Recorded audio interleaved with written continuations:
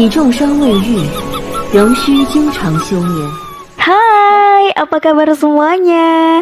Jumpa lagi sama aku Kirana bersama anak beruang She-How Perfect World episode 38. Pada episode ini menceritakan kakek Zongtian membalaskan dendam demi anak dan cucunya, yaitu Ziling dan She-How. Dia mencoba memusnahkan semua pembela Yi-Er yang saat ini pemilik tulang tertinggi.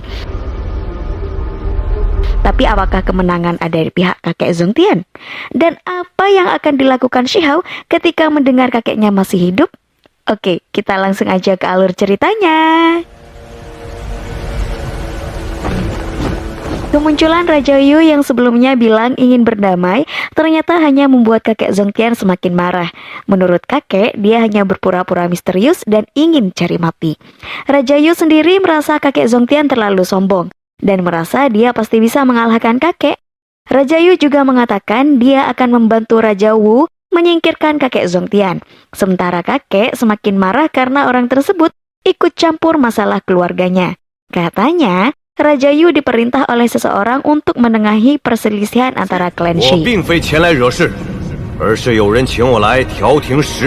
Lalu datang si Ziteng, ayah Shi. Dia menanyakan kabar kakek Zongtian setelah tak jumpa bertahun-tahun. Tapi kakek sudah terlalu kecewa atas perbuatan istrinya terhadap She-How. Shi Ziteng meminta untuk tidak membahas masa lalu karena anaknya Yi-Er telah memiliki kekuatan yang tak terbendung. Shi Ziteng sebenarnya berharap kakek Zongtian tidak kembali lagi dan tidak seharusnya dia meminta keadilan karena Yi-Er sejak kecil sudah memiliki pupil ganda yang memang terlahir sebagai manusia dewa serta tak sebanding dengan She-How cucunya. Mendengar hal tersebut, kemarahan kakek semakin meluap-luap. Sementara Raja Yu dengan keangkuhannya bilang bahwa dia dipercaya oleh garis keturunan istana Raja Wu untuk menyingkirkan sumber pengkhianatan, yaitu mengeksekusi mati kakek Zongtian dengan saksi seluruh orang negara Go.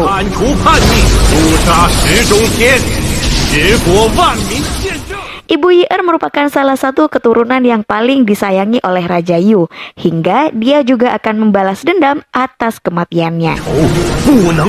Mereka pun memulai pertarungan. Kakek Zongtian mengeluarkan tapak iblis, sementara Raja Yu mengeluarkan teknik hujan. Dengan tapak iblisnya, kakek mengumpulkan teknik hujan milik Raja Yu, sehingga Raja Yu merasa kesakitan dan dadanya sesak.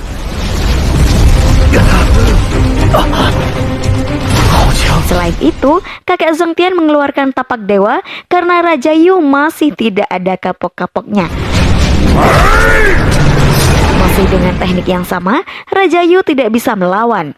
Tapak dewa yang dimiliki kakek Shiwu atau kakek Zongtian itu amatlah sangat kuat.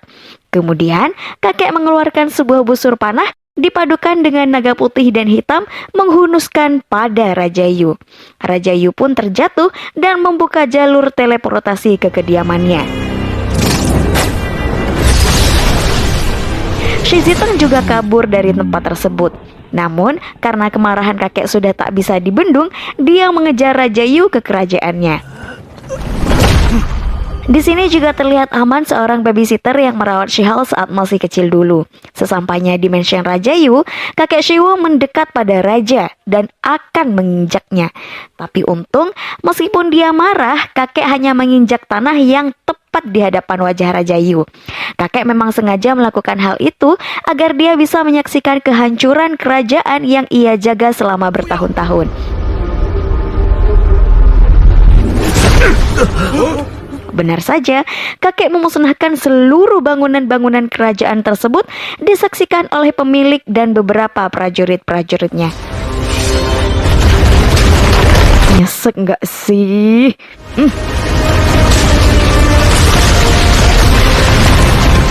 Oke, lanjut. Setelah semuanya hancur, Raja digeret oleh para prajuritnya. Aman yang sedari tadi mengikuti kakek Zongtian tak berani menampakkan diri. Kemudian datang seekor laba-laba yang bilang bahwa kakek Zongtian terlalu sombong.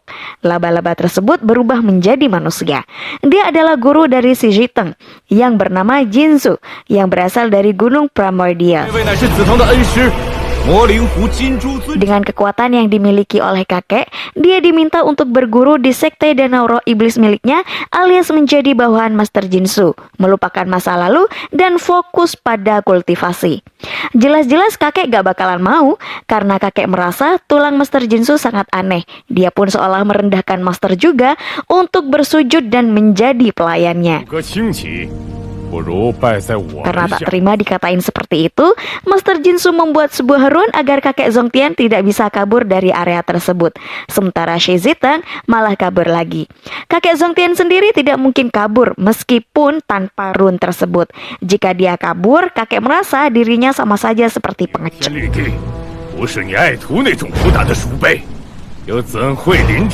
Mereka pun saling adu kekuatan. Master Jinsu mengeluarkan teknik pembekuan ekstrim dan kakek Zongtian menggunakan tatanan rantai hitam. Master pun kalah cepat. Dengan segera dia terlilit oleh rantai-rantai kakek Zongtian. Setelah beberapa detik terlilit, Master dapat memecahkannya. Kemudian Master mengeluarkan sebuah pagoda perunggu yang akan menghisap tubuh kakek Zongtian ke dalam. Kakek tak kehilangan akal untuk melawannya. Dia menggunakan busur panah andalan, namun kali ini busur panah tersebut malah terpental. Memanfaatkan keadaan itu, Master Jinsu menambahkan tekniknya pada pagoda perunggu. Perlahan, kakek Zongtian terhisap oleh pagoda tersebut. Namun kakek terlihat santai, dia sangat yakin dapat keluar dari pagoda itu. Saat berada di dalam pagoda, kakek Zongtian melihat sekitar, kemudian mengeluarkan senjata hitam dan putih untuk menghancurkan pagoda tersebut. Akhirnya, kakek berhasil menghancurkan pagoda serta membuat Master Jinsu terpental.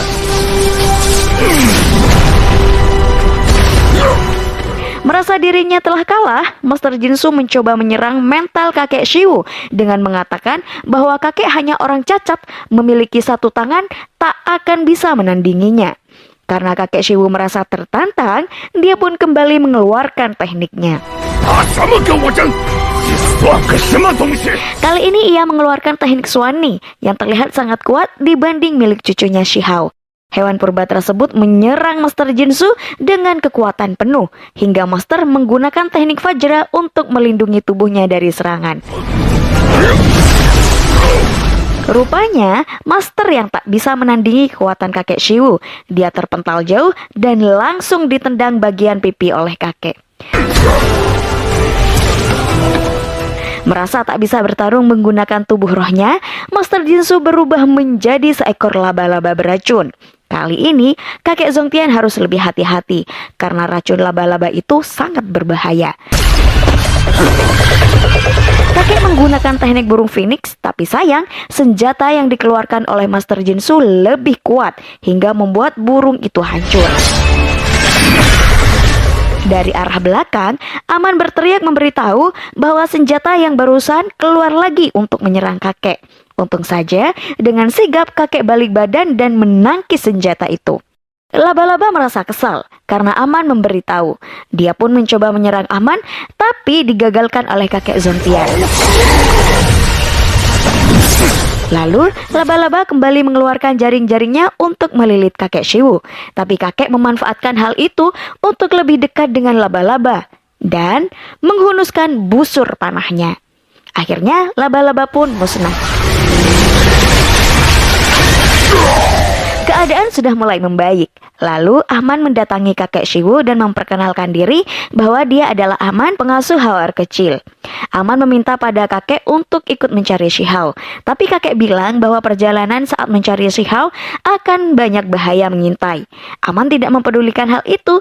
Dia sangat yakin bahwa Shihao masih hidup. Tiba-tiba, Master Jinsu bangkit kembali. Saat ini, dia berubah menjadi tubuh aslinya, karena tubuh rohnya sudah mati. Lalu scene berpindah pada Shihao yang sangat khawatir atas keadaan kakeknya. Setelah mendengar cerita dari Dewa Willow mengenai keberadaan kakek Zongtian, Shihao diminta untuk mencarinya sendiri. Untuk itu, Shihao ingin secepatnya pergi ke ibu kota negara Shi dan memohon pada Dewa Willow untuk membantunya. Dewa Willow pun mengabulkan permintaan Shihao dengan membuka jalan teleportasi. Seperti biasa, Moshi ingin ikut kemanapun Shihao pergi. Tapi dia tidak diizinkan oleh Dewa Willow karena tubuhnya masih terluka. Gagal ikut deh. Gemusnya. 仍需经常修炼，还是留在此处吧。 Sesampainya di lorong teleportasi, Shihao merasa aura pembunuh di sana sangat kuat. Tapi dia berhasil keluar hingga sampai ke ibu kota negara Shi. Nah, di sini pagoda mini di rambut Shihao minta tolong lagi nih untuk mendapatkan sebuah batu giok. Batu giok tersebut ada di pelelangan tulang parasit. Katanya ada nafas samar-samar dari dewa di dalam bongkahan batu giok itu. Tapi kali ini Shihao belum bisa membantunya karena dia masih punya misi menemukan kakeknya. Pagoda mini menyarankan untuk segera pergi dan kebetulan sekali pelelangan adalah tempat terbaik untuk mendapatkan informasi. 是打探消息最好的去处。 Dan episode ini berakhir. Di episode berikutnya kakek Shibu berhasil ditemukan gak ya? Tambah penasaran kan? Kalau gitu stay tune terus ya di Mimin Story. Kirana punya cerita menarik lainnya untuk kalian. Oke, aku pamit undur diri ya. Sampai jumpa. Bye. Jangan lupa subscribe.